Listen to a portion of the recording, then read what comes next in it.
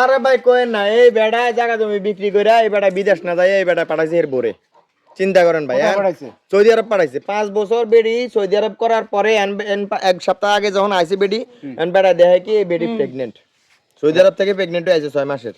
ঠিক আছে, এখন এই হালায় 5 বছরের কামাই রোজগার সব খাইছে কিন্তু এই মহিলা, এখন এই বাচ্চা সহ এই মহিলার মানে নিব না এই হালায়। দোষটা এর না, কি ব্যবহার করব? তোরে বেটা কানের নিচে দিমু বেটা, তোরে দিমু বেটা, মাথা গরম করিস না কইলাম। তুই বউ দিয়ে ব্যবসা কর, তোরে দিমু বেটা, বউ দিয়ে ব্যবসা কর, তাহলে তুই লয়ে যাব। হ্যাঁ আমি নিমু কে বেটা? আমার কি পাঠাছস বিদেশ? পাঠাছস তো তোর বউরে বেটা। এটা আমারটা আমি বুঝুম। তুই না গলাইতাছিস তো চাপ। দালালা এরা আপনারা রাগারাগি করেন না, আপনার বউরে পাঠাইছিলেন আপনি সৌদি, এই তো? জি। এখন মনে করেন আসছে 1 সপ্তাহ আগে, দেখতে পাচ্ছি 6 মাসের প্রেগনেন্ট। হ্যাঁ 5 বছর পর আসছে নাকি? 5 বছর পর হইছে।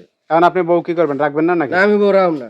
আচ্ছা শোনেন, এই যে আপু, আপনি যে বিদেশ গেছেন, আপনি তো এই ধরনের পরিস্থিতির শিকার হয়েছেন, এটা কি আপনার স্বামীর সাথে শেয়ার করছেন? ভাই এটা আপনি কেমন প্রশ্ন করলেন?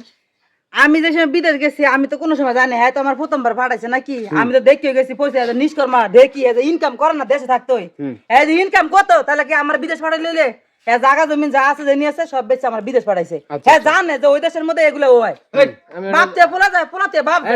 আমি সারাদিন কাজ করি, রাত বড় আমি শান্তি পাই না। হ্যাঁ কি আমার ওইটি দেয় না, যে আমার ফোনে দেয় পায় না, সেই সময় কে বুঝে না যে আমার বউ সারাদিন কাজ করে বাসা বাড়ি কথা এই সময় আমি কথা কইতাম পাই না, তাহলে বুঝো না কাম আছে। বেড়ির তো কোনো দোষ নাই ভাই, মহিলা দোষ নাই, এ বেডারই দোষ। বেডার আমাকে ভাঙে কইতাম যে বাপ থেকে পোলায় আমার লাগা কাম করতো। আপনি কোন আপনি শুনেন, সৌদি লোক যে খারাপ হয়ে না, দাঁড়ান, আপনি তারে নিয়ে আসতেন দেশে, আপনি আনলেন না কেন?